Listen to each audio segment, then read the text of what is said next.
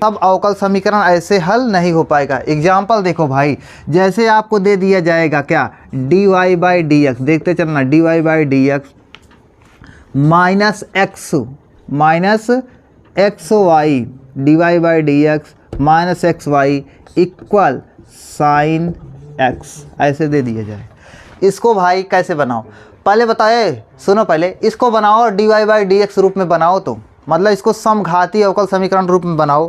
तो कैसे बनाओगे बताओ, आप बोलोगे कि पहले इसको उधर ले चलेंगे ना, तो d y by d x उधर ले चलते हैं, d y by d x उधर ले चलते हैं, तो क्या हो जाएगा साइन एक्स प्लस में एक्स वाई, ये हो जाएगा।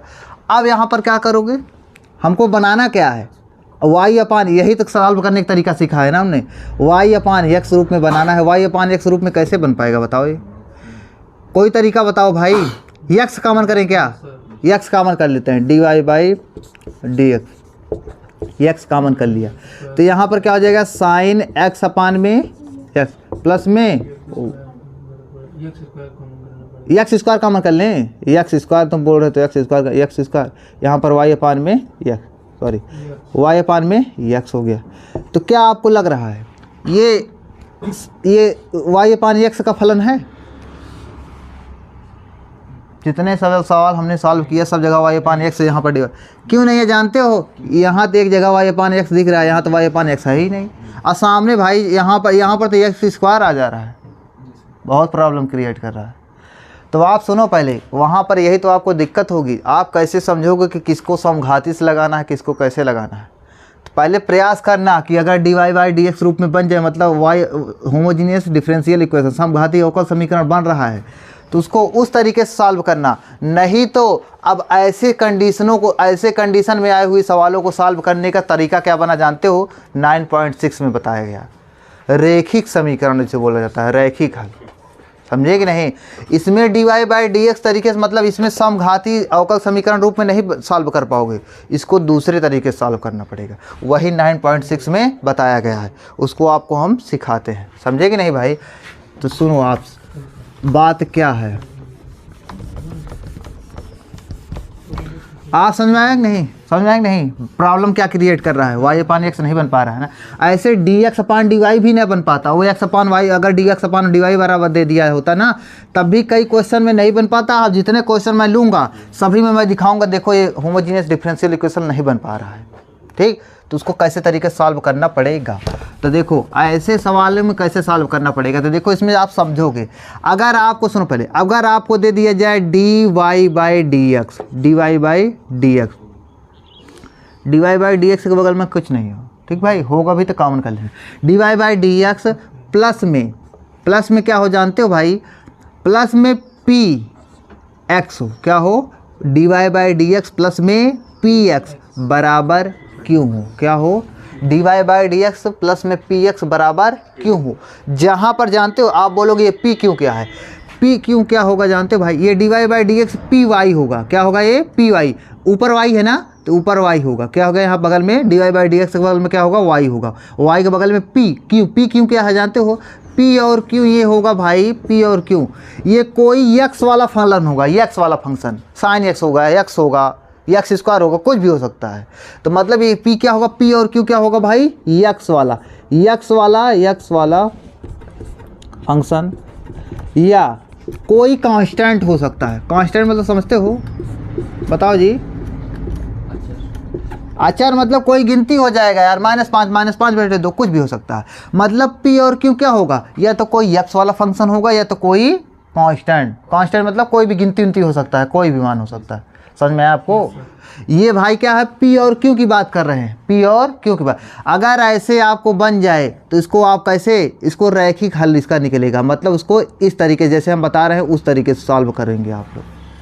9 पॉइंट क्या बता रहे हैं, कौन सी एक्सरसाइज चल रही है जानते हो, 9.6 एक्सरसाइज चल रही है, समझ में आया नहीं है आपको। ऐसे तरीके से आप सॉल्व करोगे तो कैसे भाई, इसको देखो, तो इसका एक एग्जांपल लेते हैं, सुनो पहले। सबसे पहले आपके 2 नंबर का ये आ जाता है, 2 नंबर का ये आ जाता है कि ऐसे आपको समीकरण दे देगा, डिफरेंशियल इक्वेशन अवकल समीकरण दे देगा, बोलेगा इसका इंटीग्रेटिंग फैक्टर निकालिए। क्या निकालिए, इंटीग्रेटिंग फैक्टर, IF बोला जाता है, ऐसे IF आई एफ निकालिए। आई एफ मतलब होता है इंटीग्रेटिंग फैक्टर, इंटीग्रेटिंग फैक्टर।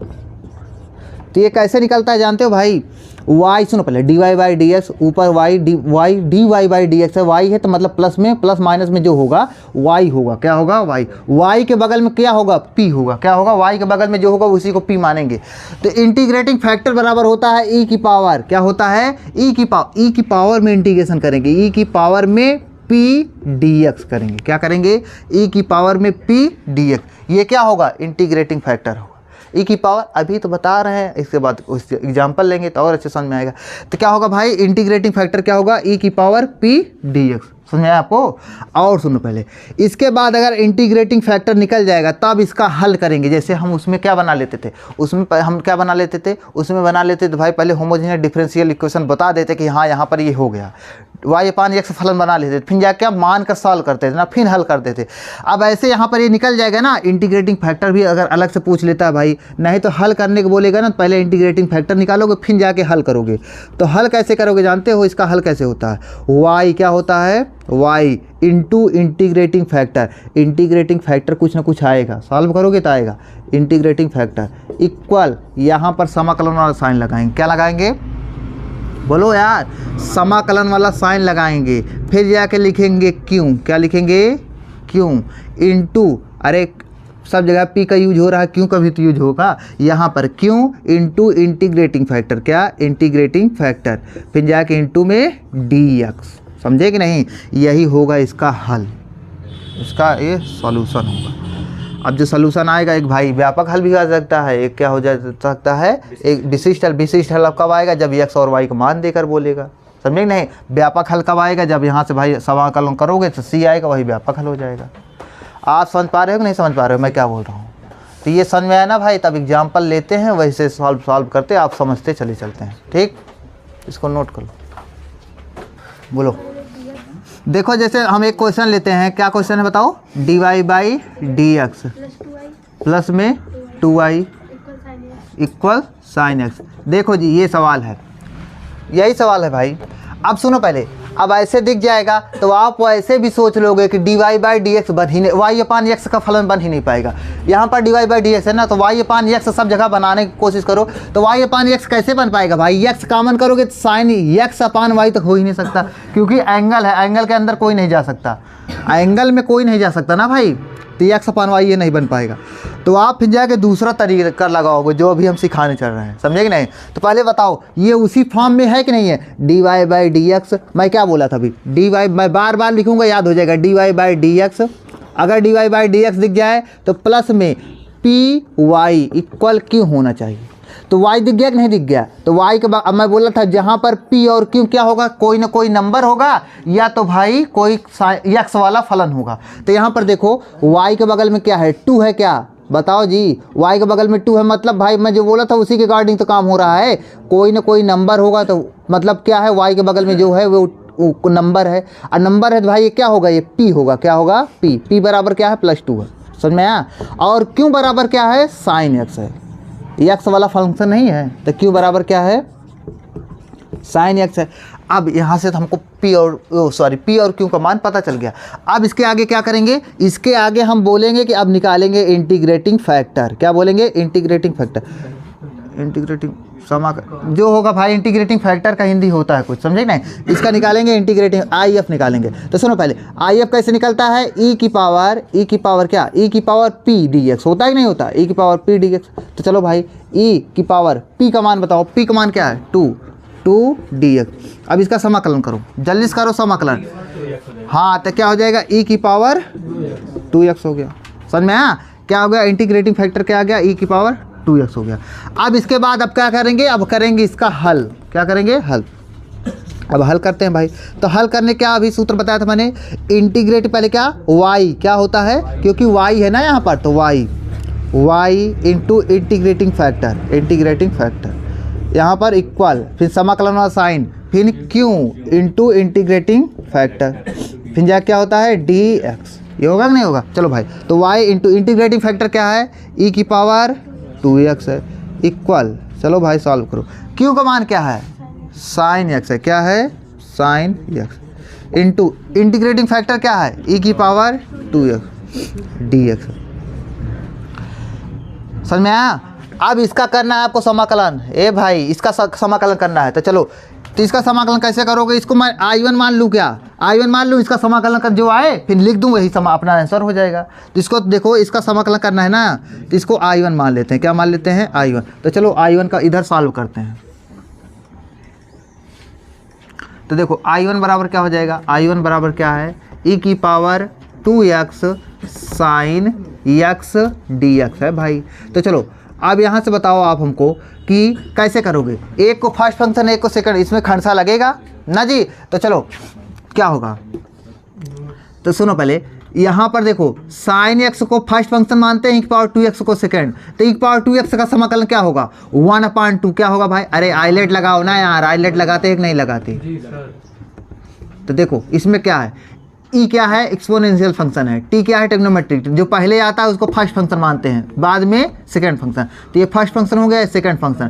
तो साइन एक्स को बाहर रखेंगे, साइन एक्स को बाहर रखा, और ई पावर 2x का समाकलन क्या होता है? 1/2 ई की पावर 2x माइनस में, अब साइन एक्स का अवकलन करेंगे, तो साइन एक्स का अवकलन क्या होता है? Cos x. अब फिर जाके ई की पावर 2x का समाकलन करेंगे ना भाई, तो ई की पावर 2x का समाकलन 1/2 ई की पावर 2x dx, यही तो होता है। चलो अब I1 बराबर, अब सुनो क्या करिए जाए। अब भाई ये किया जाए कि 1/2 कॉमन करते हैं। 1/2 कॉमन कर लें क्या? चलो 1/2 कॉमन भी कर लेंगे। तो पहले देखो यहाँ पर यह हो जाएगा 1/2 ई की power 2x sign x minus 1/2 रहने दो, भी बाहर कर लेते हैं। तो क्या हो जाएगा जानते हो? ई की power 2x into cos x dx, यही तो होगा भाई, यही होगा। अब फिर से यहाँ पर तो आ गया ना खंडसा, आ गया क्या? तो फिर से एक बार कर लें, एक बार और करो। चलो तो I1 बराबर क्या हो जाएगा? I1 बराबर क्या हो जाएगा? 1/2 ई की power 2x sign x minus 1/2, डिब्बा पैक कर लो। अब यहाँ पर देखो आप, ई की पावर 2x को फर्स्ट फंक्शन मानोगे, कॉस x को फर्स्ट फंक्शन, ई की पावर 2x को सेकंड, तो कॉस x को सामने लिखोगे इंटू ई की पावर 2x का समाकलन 1/2 ई की पावर 2x, फिर माइनस लगाएंगे। अब इसका समाकलन बताओ। अब क्या? अब कॉस x का अवकलन करेंगे, तो कॉस x का अवकलन माइनस साइन x होता है, तो minus minus plus, plus sign x into में, अब ई की पावर 2x का समाकलन, ई की पावर 1/2, ये मल्टीप्लाई में है यहाँ से, ठीक है? यहाँ पर ई की पावर 2x dx। समझ में आया कि नहीं आपको? मैं क्या लिख रहा हूँ, समझ में आ रहा है कि नहीं भाई? बहुत बढ़िया। ये देखो यहाँ साइन x फिर इंटू में 1/2 ई की पावर 2x और dx, ये हो गया, ये हो गया ना भाई। अच्छा ये बताओ, यहाँ पर भी ई की पावर 2x, सॉरी यहाँ पर भी 1/2, यहाँ पर भी 1/2 है कि नहीं है? 1/2 तो 1/2 कॉमन कर लें क्या? तो 1/2 मैं कॉमन करने चल रहा हूँ, तो 1/2 जब कॉमन करके बाहर निकालूंगा तो यहाँ पर 1/4 हो जाएगा। तो I1 बराबर क्या हो जाएगा? 1/2 ई की power 2x sign x minus 1/4। बचा क्या भाई? बचा ई की power 2x into cos x, और प्लस में क्या बचा? समाकलन वाला साइन लगा, साइन x ना, साइन x इंटू ई की पावर 2x dx। ए यार समझ में आ रहा है कि नहीं मैं क्या लिखा? अब दिख रहा है उसमें, दिख रहा है ना? अच्छा ये बताओ भाई, ई की power 2x into sine x वही है क्या? देखो वही है क्या? तो यहाँ पर इसके स्थान पे मैं I1 रख दूंगा, क्या रख देता हूँ भाई। तो जब I1 रखोगे तो क्या हो जाएगा? I1 बराबर हो जाएगा 1/2 ई की पावर 2x, ई की power 2x sign x minus 1/4, और 1/4 हो गया भाई, 1/4। अब ई की पावर 2x कॉस x, ई की power 2x cos x plus I1 ना, I1 भाई, सॉरी ये I1 है, I1 है। तो यहाँ पर प्लस में I1 दिख रहा है भाई, इसमें प्लस में I1 सही दिख रहा है कि वैसे? I1 है भाई, ब्लर कर रहा होगा ना?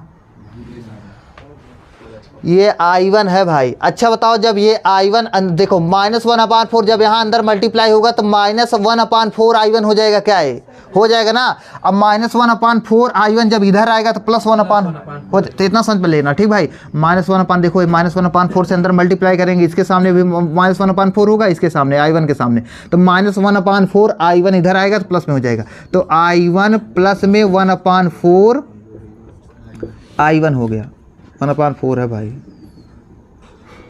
1/4 हो गया, 1/4 I1 इक्वल, देखो भाई इक्वल, ये प्लस है, देखो क्या बचा 1/2। सुनो भाई 1/2 ये इतना बचा है ना, तो यहाँ पर सुनो पहले, या मैं क्या करूँ जानते हो, 1/2 e⁻²x कॉमन कर लूँ क्या, 1/2 e⁻²x कॉमन कर लूँ, चाहे ये कुछ भी करो, 1/2 e⁻²x मैंने कॉमन कर लिया, तो बचा क्या भाई, यहाँ पर ये बचा है, क्या बचा है जानते हो, साइन x, क्या बचा है, साइन x, और माइनस में 1/2 बचा है, 1/2 कॉस x, यही बचा है बस भाई, समझे कि नहीं।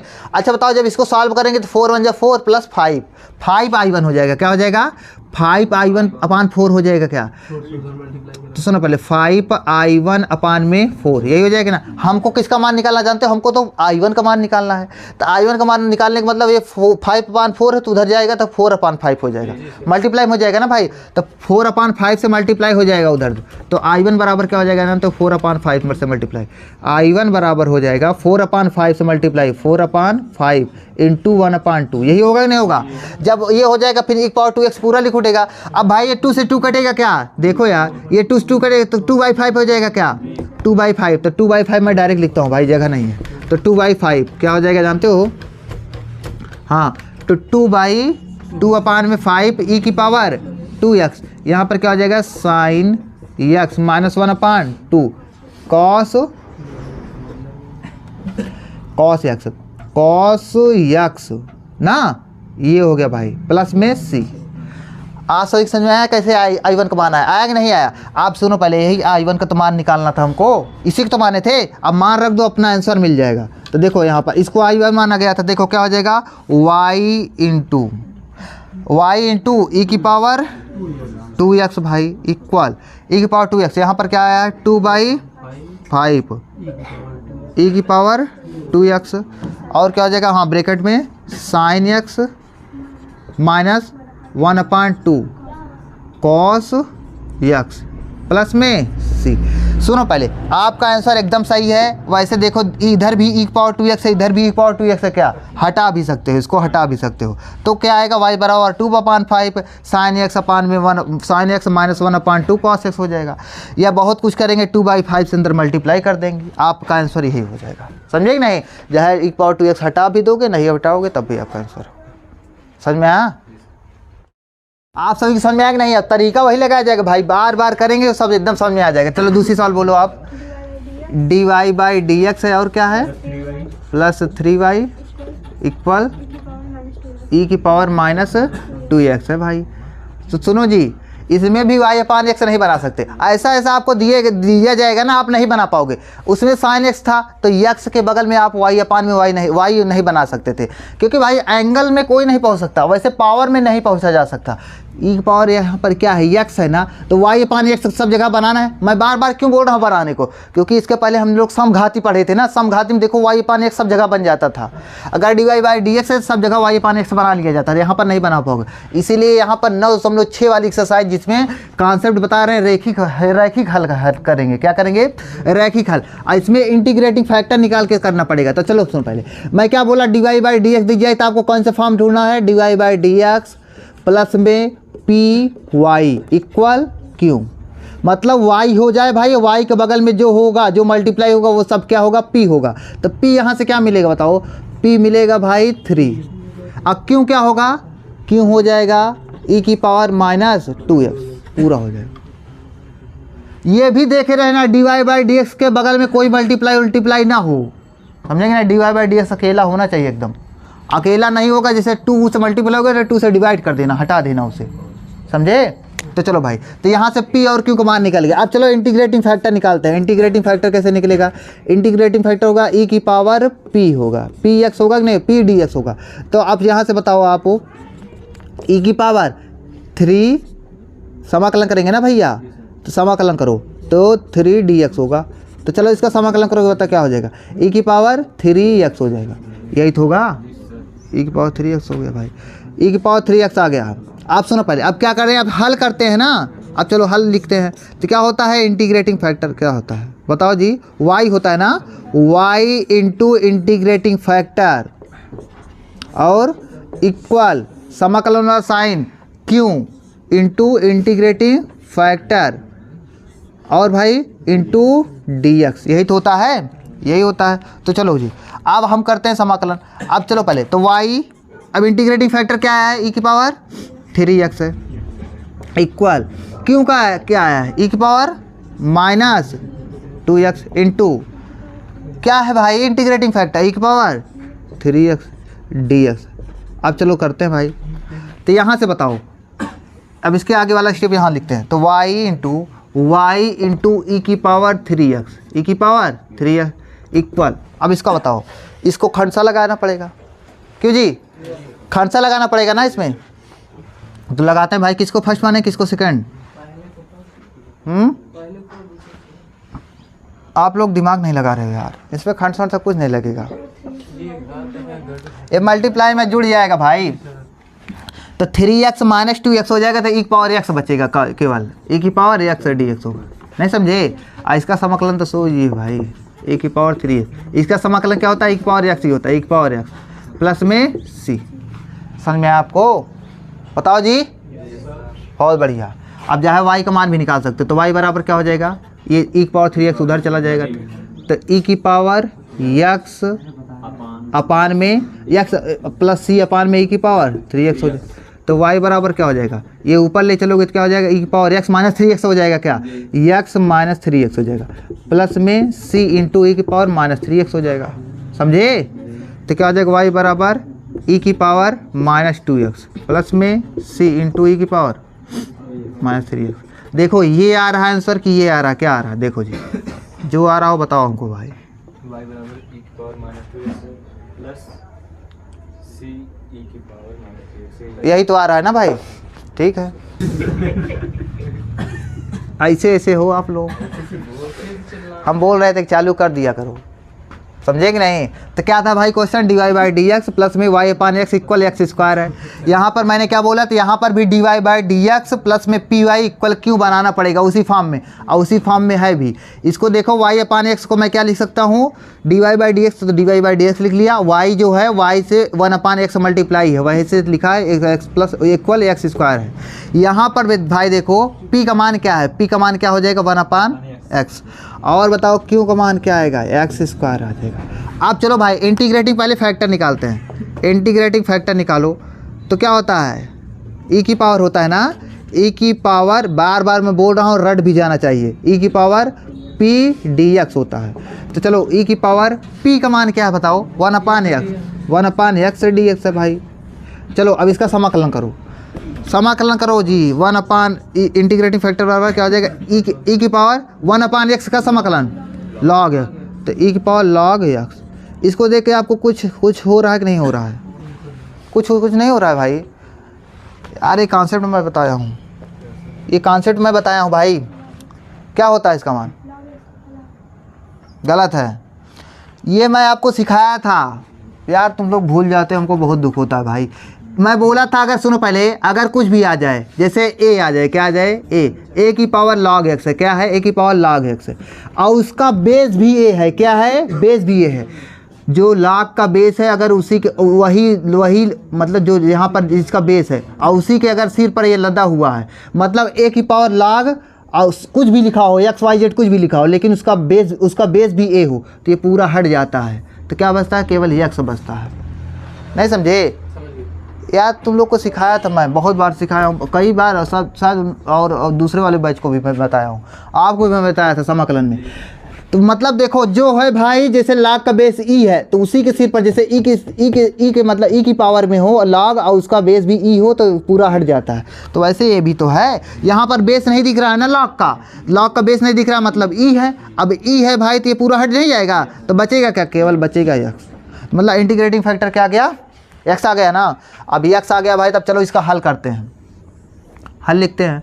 तो हल कैसे होगा भाई? हल होता है, बताओ जी, हल जिससे मैं पूछूंगा बताओ जी, कोई बताए पीछे वाला सेट पे क्या होता है? हल कैसे लिखते हैं? पहले लिखते हैं वाई, क्या लिखते हैं? वाई इंटू इंटीग्रेटिंग फैक्टर जो आया है, आई एफ जो आया है, फिर जाके इक्वल, इक्वल भाई, फिर आई एफ, आई एफ लिखो, आई एफ लिख दिए, हाँ, इंटू भाई क्यों, क्या होता है? इंटू क्यों, इंटू डी एक्स, समझ में आया? समाकलन लगा के, तो वाई इंटू इंटीग्रेटिंग फैक्टर क्या आया है? यक्स आया ना, x equal integrating factor x into क्यों, क्या है भाई? यक्स स्क्वायर है, कहाँ गया क्यों, ये है ना, कहाँ गया भाई? ये क्यों बराबर x square into D x. इसका जल्दी से बताओ जी, वाई इंटू यक्स बराबर क्या हो जाएगा? यक्स क्यूब है ना, यक्स क्यूब का समाकलन यक्स पावर 4 अपान में 4 प्लस में सी। समझ नहीं आया? ये भी आंसर सही है यार, चाहे 4 को इधर मल्टीप्लाई कर दोगे तो क्या हो जाएगा? 4 y x equal x power 4, लेकिन इसे इधर ही नहीं होगा, इसमें भी होगा, तो प्लस में 4c। अब 4c को जो है एक कैपिटल सी बना दो। नहीं समझे? अरे यार पूरा कांस्टेंट है, कांस्टेंट को मल्टीप्लाई करोगे कांस्टेंट में तो कांस्टेंट ही आता है, तो जहाँ 4c लिख को बड़ा सी बना दो, और बड़ा सी। ये भी सही है, ये भी सही है, जो चाहो वो सही है, समझे कि नहीं? क्या आ रहा है? ये आ रहा है कि यार कुछ है? हाँ, लेस देन पाई बाई 2। चलो भाई, ये दिया गया है, यही देगा भी, इसके अलावा क्या कर सकता है? चलो जी, अब यहाँ पर देखो, यहाँ पर पहले देखो d y by d x है कि नहीं है? ये तो फंक्शन डिफाइन करने के लिए बोला है, समझे कि नहीं? इससे मतलब ये बोला है कि आप ये नहीं सोच सकते कि आप एक्स बराबर पाई बाई 2 ले लें, पाई बाई 2 लोगे ना तो tan पाई बाई 2 का मान इनफाइनाइट हो जाएगा, पूरा फंक्शन अनडिफाइन हो जाएगा। ठीक भाई, तो सुनो पहले, अब जैसे ये दे दिया गया तो इसको पहले बता रहा हूँ, अब बना भी है d y by d x, वैसे ढूंढो d y by d x plus में पी वाई इक्वल क्यों। तो यहाँ से बताओ जी, आशीष बताएंगे, आशीष नहीं सुनील बताएंगे, बताओ जी पी का मान क्या होगा? बहुत बढ़िया, P बराबर क्या हो जाएगा? सेक एक्स हो जाएगा। और हमको ये बताएंगे भाई, क्या नाम है इनका? नहीं सौरभ नहीं, तुम्हारा क्या नाम है? प्रधान, क्या नाम है तुम्हारा? रोहित भाई, रोहित बताओ क्या नाम? क्यों का मान क्या होगा? क्यों का मान tan x होगा भाई, क्यों बराबर tan x। चलो जी, अब इसके बाद क्या होगा जानते हो?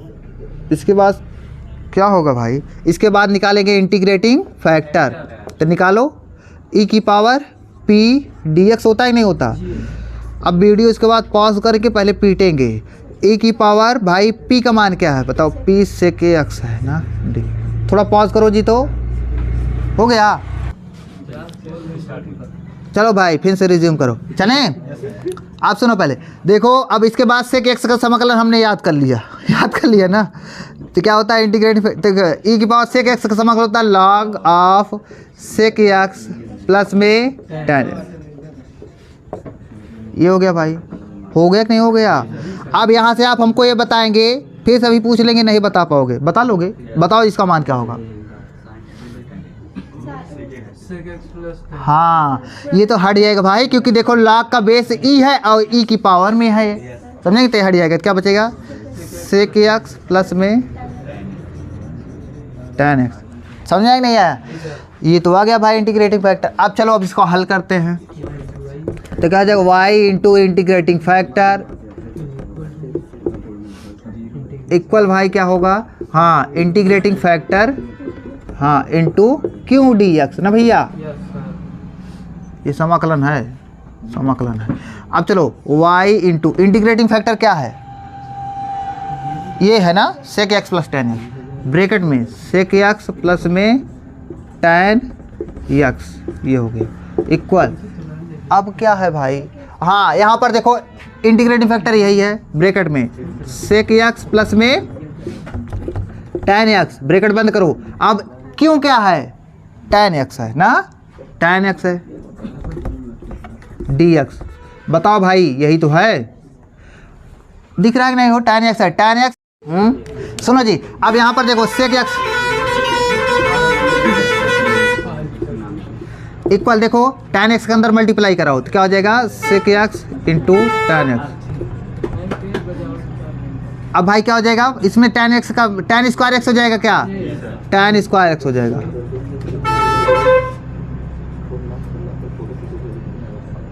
डी एक्स हो गया कि नहीं हो गया भाई? हो गया यार। अब y into sec x plus में tan एक्स। अब यहाँ पर आप हमको ये बताएंगे कि इसका समाकलन इजली हो जाएगा, लेकिन इसका कैसे करोगे? tan स्क्वायर एक्स का समाकलन क्या होता है भाई? आपको पता होना चाहिए कहाँ पर कौन सा क्या होगा। हाँ, tan स्क्वायर एक्स को भाई, tan स्क्वायर एक्स, हाँ क्या होता है बोलो, सेक स्क्वायर एक्स माइनस 1 होता है। tan स्क्वायर एक्स बराबर क्या होता है? Sec square x minus 1। मतलब मैं अभी समाकलन नहीं कर रहा हूँ, सूत्र बता रहा हूँ। ये होता ही नहीं होता।